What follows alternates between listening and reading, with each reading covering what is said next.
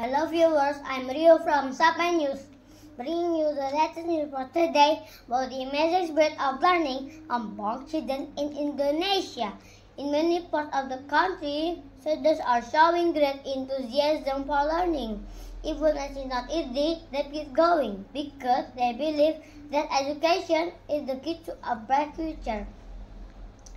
In a small village in Lombok, children walk up to 3 kilometers just to go to school. They don't complain. Instead, they feel happy to learn with their friends and kind teachers.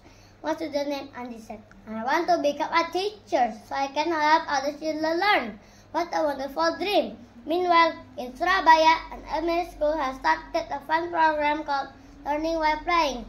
Students learn through singing, drawing, and even planting trees. This makes learning more enjoyable and easier to understand.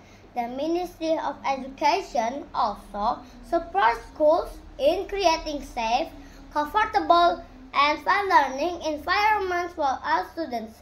Friends, we can all be part of a better future by studying hard, respecting our teachers, and helping each other. We can make Indonesia proud. I'm Ryukan Altario, reporting for Sapan News. Keep learning.